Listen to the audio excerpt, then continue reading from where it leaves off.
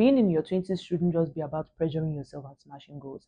I think one of the biggest mistakes we make in our 20s is thinking that building a good life is all about making the money, getting the job, moving out, starting the business, and becoming successful. But sometimes the life you're praying for is actually being built in the little tiny habits that nobody sees. And lately, I've been asking myself, what are the little things that I need to do so that the woman I am becoming would have a solid foundation to stand on?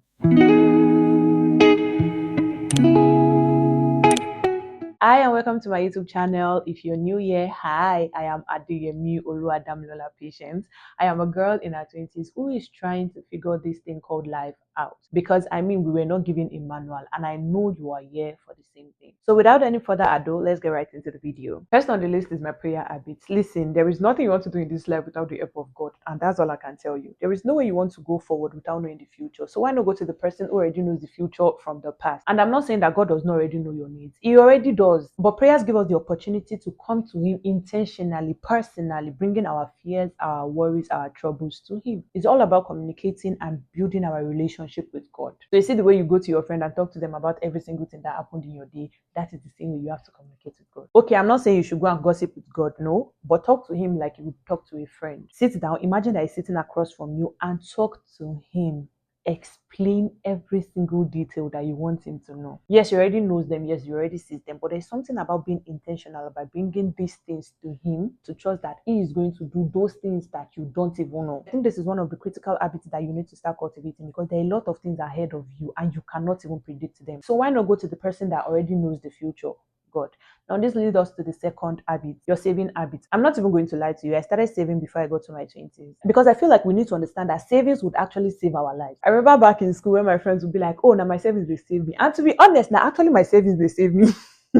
I remember when I was planning for my birthday picnic and I was jobless at that time, like full on jobless. I had nothing. And I had this urge to host my friends and cater for every single thing. I just wanted them to come and have fun.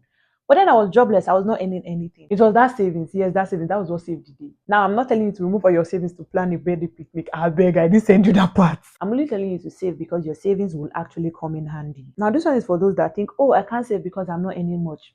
My guy, you need to start saving now, because if you do not cultivate that habit now, when will you cultivate it? Is it when you start earning in millions?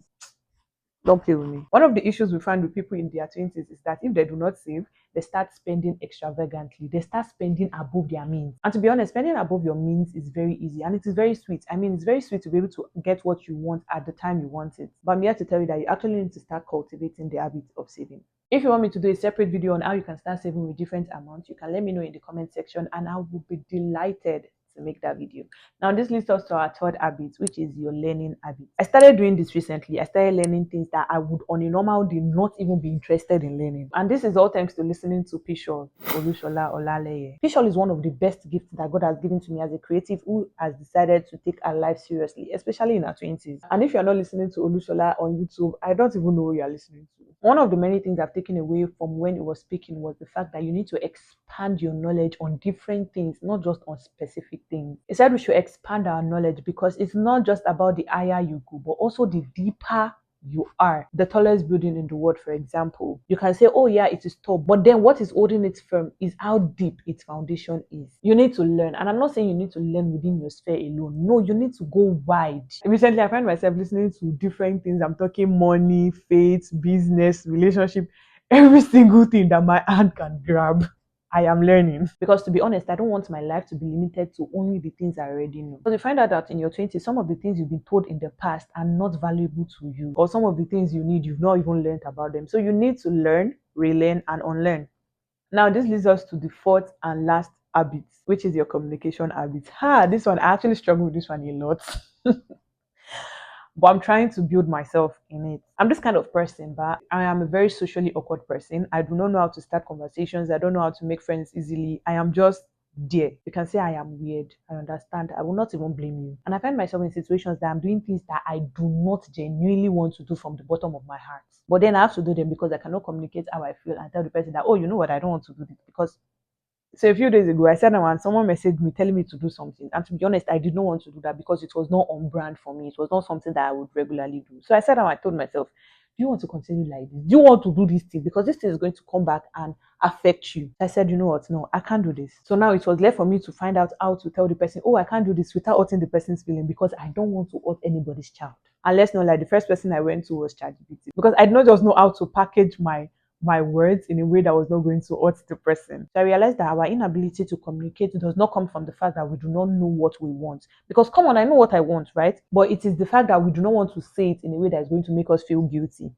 And I think that that is one of the many things we need to start learning in our 20s. We need to learn how to say no. We need to learn how to tell someone, I don't want to do this without having to over explain ourselves for 3 hours and still feel guilty about it. We need to learn how to prioritize ourselves. And I'm not saying become inconsiderate. No, I'm saying you need to learn how to communicate in a way that is going to respect you and respect the other party. Just say it and let it be. Because sometimes communication is not just about saying it to make others understand you, but about protecting yourself. And this is one thing that I am currently learning myself because here I am still figuring out this thing called life. And I don't have everything figured out yet. But then I don't think anybody does. But I think becoming the person you want to be starts by the little things you practice every day. So these are the 4 habits I am currently cultivating in my 20s, and maybe one of them is something you desperately need to start cultivating too. I hope this video has been an eye-opener for you and you've been able to take 1 or 2 things away from this video.